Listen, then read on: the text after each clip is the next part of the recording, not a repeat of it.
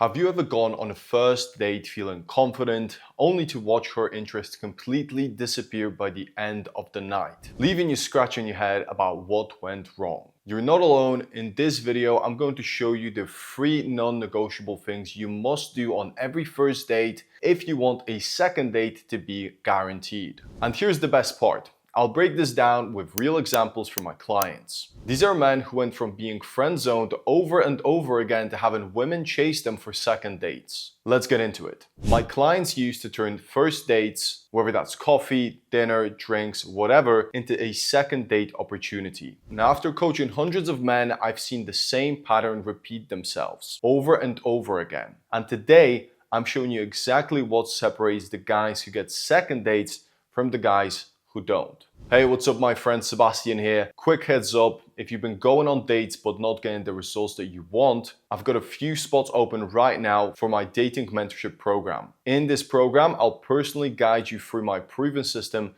so that you can transform how women see you and finally attract the quality women you deserve. I only work with a handful of clients at a time, so spots go fast. Now, if you're ready to make that shift, click the link below this video, book a call, and let's see if we're a right fit to work together. Now, let's dive into the 3 strategies you need to guarantee success on the first date. The first mistake most guys make, they turn first dates into job interviews. They ask boring, repetitive questions such as, what do you do? Where are you from? Do you have siblings? Now, don't get me wrong, these aren't bad questions. But if that's all you do, you'll never build enough attraction for her to see you romantically. You'll make her feel like she's filling out an application instead of sitting across from a potential partner. One of my clients used to get the dreaded, "I had a nice time," the text after every single first date. After learning this method, those texts turned into, "When can I see you again?" So what's the fix? Playful assumptions. Let's say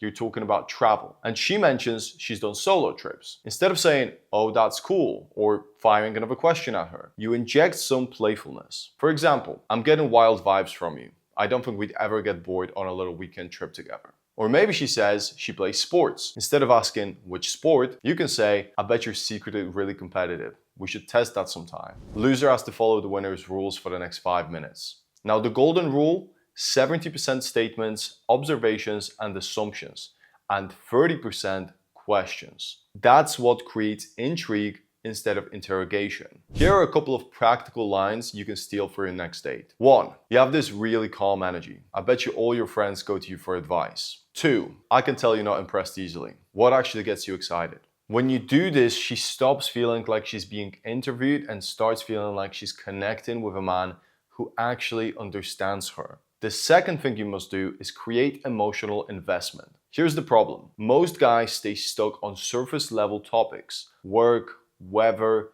weekend plans. It feels safe, but it creates zero spark. Women don't decide on a second date based on what you talked about. They decide based on how you made them feel. So how do you do that? Storytelling. Specifically, what I call vulnerability ladder. You start light. "I almost didn't move to this city. Best decision I ever made, though." For example. Then you go a little deeper. "I used to be terrified of public speaking, but I gave a presentation last week and actually really enjoyed it." Then deeper still.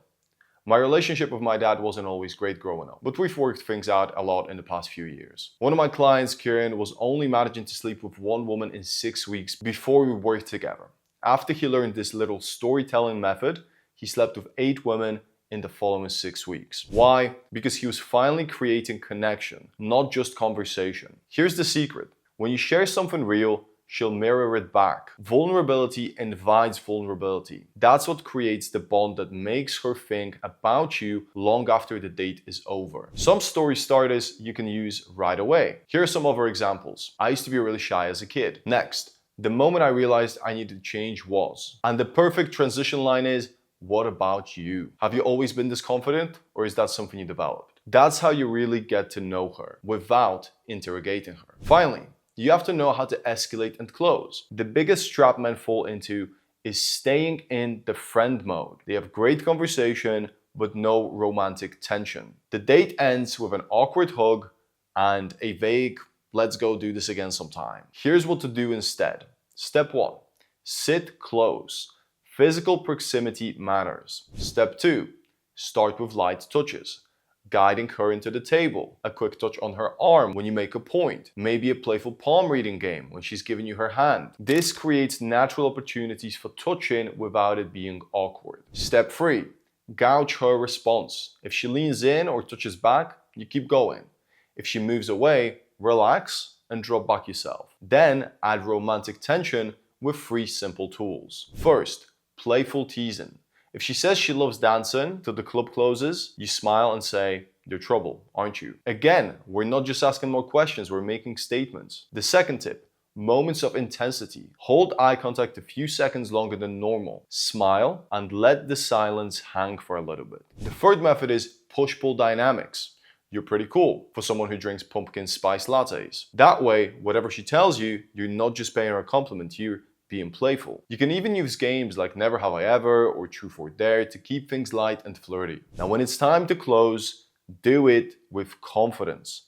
Don't say, "Did you have fun?" That's needy. Instead, you want to say, "Even though I'm not convinced about your taste in drinks, this was really fun.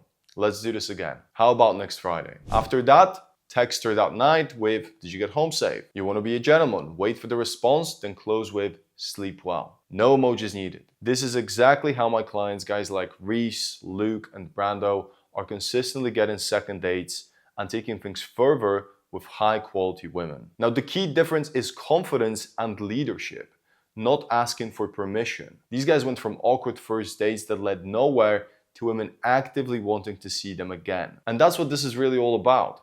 Not pickup lines or tricks, but becoming the kind of man that women naturally want to spend time with. So, remember the 3 things you must do on every single first date. Those are: lead with intention, not interview mode; create emotional investment through storytelling; and 3, know how to escalate and close. Now, if you want my complete system for approaching, attracting, and dating the women you want, plus my personal guidance to implement it in your life, click the link below to book a free dating strategy call with me. Now, I can only work with a handful of guys at a time, and spots are very limited and go quickly.